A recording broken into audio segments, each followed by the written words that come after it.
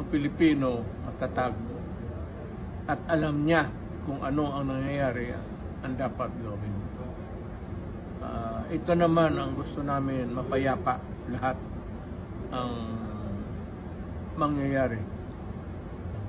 Alam mo, hindi kami binibigyan, nakakatawa nga hindi kami binibigyan ng permiso ng mga mayor mag-rally. Alam mo, nasa konstitusyon yan, mabigat yan, to peaceably assemble for redress of grievance.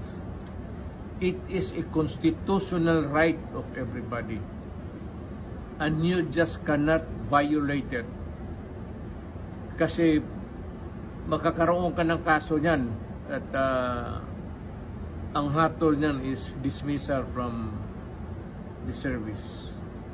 Yung mga mayor, baka hindi niyo alam yan. Mabigat na parusa yan. Sa konstitusyon yan eh. Kaya magdadalawang isip kayo. Lahat ng tao.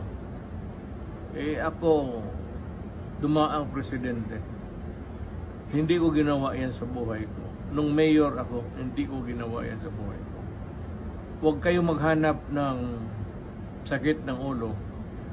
Kasi pag napailan kayo ng kaso, si Marcos hindi tatagal dyan. Balang araw, bababa yan ang kaso ninyo. Sarili ninyong sakit ng ulo.